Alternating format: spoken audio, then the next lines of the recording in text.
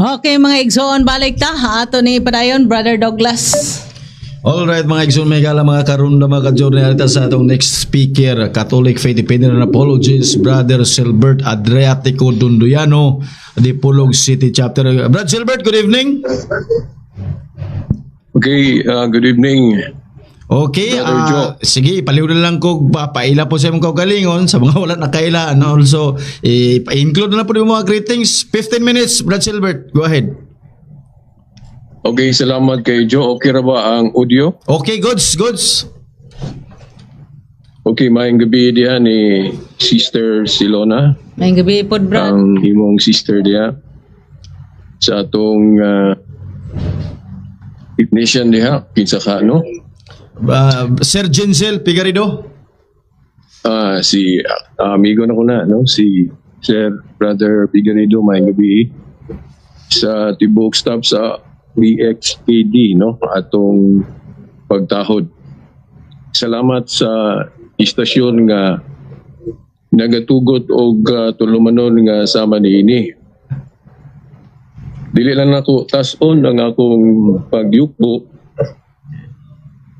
Modritso ko sa giisgutan sa atong higalang Iglesia ni Cristo, si Brad Jojo, no? Una sa, no? Sa akong nahibawan ana nga tinuuan ni Brother Jojo, Iglesia ni Cristo nga nagsugod ni atong 1914 sa Pilipinas. Ang Iglesia ni Cristo sa Biblia gasugod sa Jerusalem, gipaabot sa ubang lugar, espesipikamente ang ilado kayo nga pagparalel ang Roma, mao na ang matugod nga Iglesia ni Cristo. Pero ang Iglesia ni Cristo nga nagsugod sa Jerusalem, mao gyud to ang tinuod. Dili ang nagsugod sa Pilipinas. Dayon kanang gitudlo nila nga huling sugo si Felix Manalo, kung kutluon na to ang Galacia 1:8-9, nagingon si Apostol Pablo diha nga ang wala nila itudlo dili gyud patuhuan. Of course, naago nila ang authority sa pagtudlo kay apostol gud sila, no? Sila ni Pablo. Mao na og manudlo sila, so dapat musanong ta og dili ta magsupak sa silang gitudlo o dili na to itudlo ang wala nila gitudlo. Kung basahon na to ang bag-ong kasabutan, particular gyud ang Acts of the Apostles naman diha og unsay mga panghitabo nila niadto sa unang iglesia, bisan sa ubang mga libro sa bagong tugon, wala tay nabasa nga nagtudlo nga si Felix Manalo huling sugo. Di ba? So matamaan sila ana kay wa man magtudlo ang mga apostol nga si Felix Manalo huling sugo. Inuuna sila yung mga bersikulo nga ginakutlo. Ang mabasa sa Biblia ang bersikulo. Pero ang ilang interpretation maoy wala sa Biblia. Kaya wa man gyud sa Biblia ng Felix Manalo sugo. Mao nga murag ni awat ra po sila sa Katoliko ba nga dili kay Biblia lang. Pero sa ilang pasugo akong nabasa nga Biblia ra kuno may ilang basihan. Pero dili naman Biblia tanan ang ilang ginatudlo. Kaya naman sila interpretation nga wala sa Biblia. So dapat ilan na lang untang i-delete ng ilang pagtulunan nga Bible alone. O gunya, akong hisgutan gatong iyang giingon nga iyang komentaryo sa kanabang susi, Yahweh, nga usa sa among gibasihan ngano nga naa sa Katoliko ang authority. Kay ang maong authority nga Yahweh, gapasabot na sa pagka-leader. Ang atong bersikulong gamiton na ang Isayas Kapitulo 22, versikulo 21 o 22, na diha mabasa ang premise. nga ang tinugyanan og Yahweh leader sa King James giterminuhan og father sa tupa pangulo. Di ba? Pangulo. So mao na nga dili sayo ang pagtuo nga sa 12 ka apostol si Pedro mo gihimong executive minister. Dili man mabasa ang pulong executive minister sa Biblia, pero unsa may executive minister, leader. O gani makaingon ta nga si Pedro may unang executive minister, dili si Felix Manalo. Kay kana mang katungdanan ni Pedro ang gipasabot ni Kristo. Juan 21:15-17, taliabot ng mukayab si Kristo sa langit.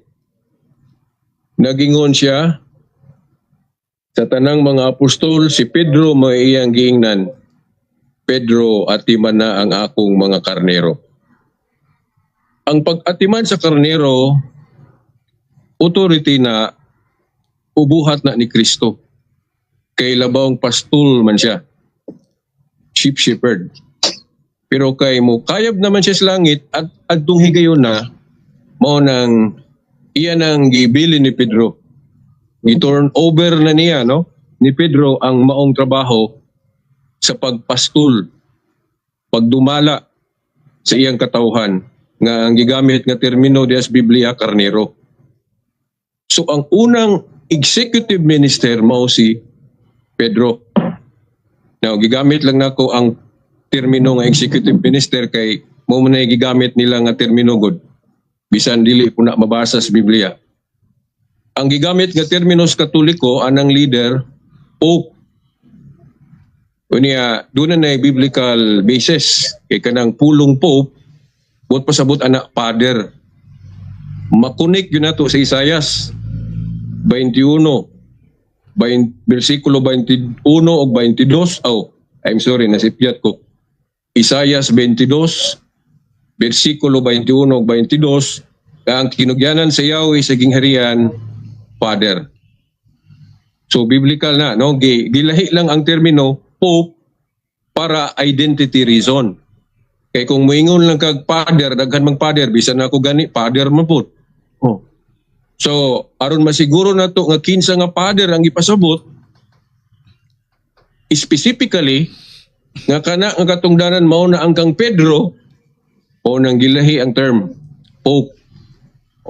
O anay laing gipasabot kung mayon galig Pope, Bishop of Rome, successor of St. Peter. So mao na nga dunay gibasihan kanang pagtawag og Pope. Siguro moingon sila nga naimbento ng termino nga Pope niadto ramang ikalima o ikaunom nga siglo. So kanang doktrina nagsugod na niadtong siglo dili gyud sa panahon sa mga apostol.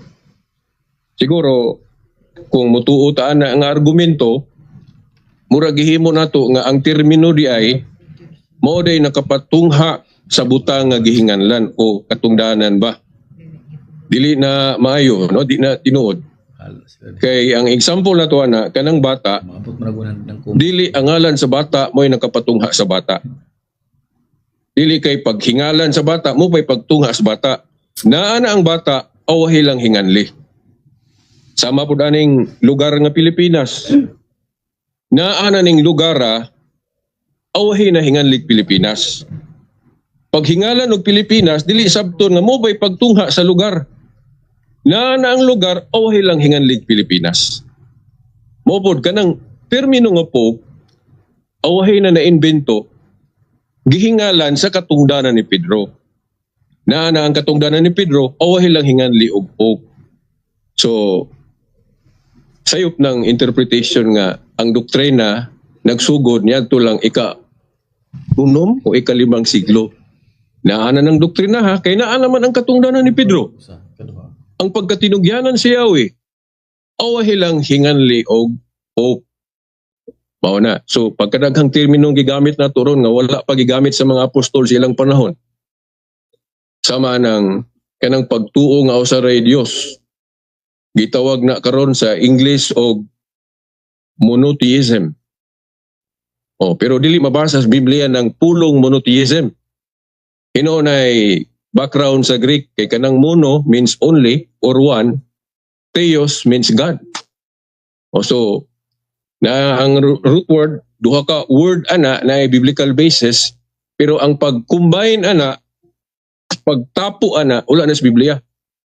Kay walay apostol nga nigamit og pulong monotheism. Pero sa atong mga libro karon kanang pagtuo nga usa ra Dios gitawag nag monotheism. So di ka makaingon nga pag-imbento anang pulonga monotheism mo pay pagtunghaan ang pagtuo nga usa rang Dios. Naana ng pagtuho awahi lang gam-i og termino nga monotheism. Maura po na para sa ng Trinity. Kung mangita silang bersikulo nga asa man sa Biblia ng Trinity? Misnomer, no? Dili na ang ipangutana tungod kay wa man pud gatudlo ang Katoliko nga mabasa na. Kay kanang pulong Trinity, awahi ra man na gigamit nga termino sa pagtuo nga naa sa Biblia. Usa ang Dios pero gipasabot tulo ang persona. Asa man na gipasabot? Sa formula sa pagbunyag.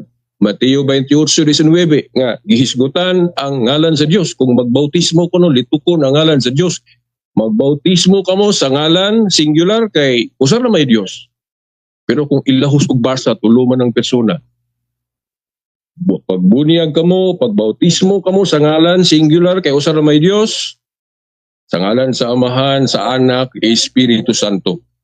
Tulo ang persona diay sa usa ka Dios. Mo na gitawag og Trinity.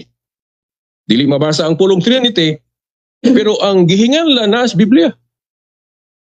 So mao na unya wa poy pagtulon-an sa Biblia nga sayop o gibawalan ta nga mogamit og mga bag-ong termino. Kay kung gibawal na sa tupa dili na lang ta mogamit og Bibliang Bisaya, di na lang ta mogamit og Bibliang in English. Og unsa pa nang translation nga di na to makaplagan sulod sa Biblia. Di ba? Unsa may mga lingwahe nga gigamit diri sa Biblia? Hebrew, Greek, Aramaic pero walay Bisaya. Na manggalit dagway pero wala na masuwat. Di ba? Wala na sa Biblia. So, wala no kung musaway silang termino nga wala sulod sa Biblia. So, wayon po nila ng termino nga executive minister kay wala man na sa Biblia. Di ba? O gusto pa ng mga gigamit nila ron. Gani, kining atong Biblia ron na anay chapter of verses.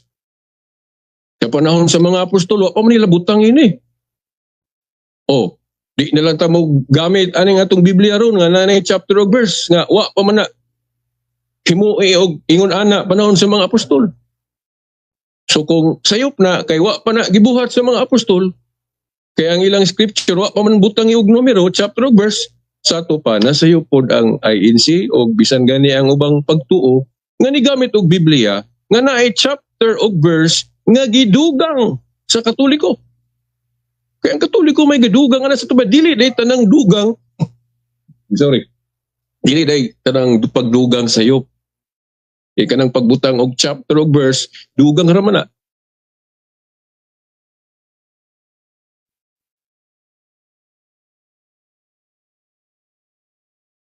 So, mugo na lang ako. Salamat yo sa notification para mamugo na lang ako ang mga panapos. So, ani na lang, daghan pa kayong gisgutan na to dapat. Katupang Eucharist na lang, ako na lang move on. Walay pagbawal sa Biblia nga kung tinapay lang mo ihungit pare o kanang ustiya nga makulangan ta sa atong gikalawat. No? Walay doktrina sa Biblia na, no? Okay. Gani, kung sabtuntong authority sa simbahan, ang inyong idilisyuta, idilis langit, ang inyong itugot na. Uban ang pagtuo nga, bisag lawas ra o pahan ra, ang pagsabot ana, tibuok lawas mo na ni Kristo, so kay tibuok lawas na, yun ay dugo. Diba? Kay kung muingon kag lawas lang, walay dugo, so dili na lawas ni Kristo. Kaya ang lawas ni Kristo naman yun ay dugo. Niya, dili na imposible, kay wa imposible. Lucas 1:37 diya sa Dios. Niya, labaw na kay gitugtan ng simbahan na because of His authority. So, apikin naman sa ako na lang ning tapuson sa sunod na lang pong higayon. Daghang salamat, Bradjo. Ito lang, daghang salamat. Okay, daghang kayong salamat sa atong halandong igsoon. Catholic Faith Defender and Apologist, Brother Silbert Adriatico Dunduyano, sa mga Adriatico and Dunduyano family diya sa Barangay Staka. Maing gabi ninyong tanan.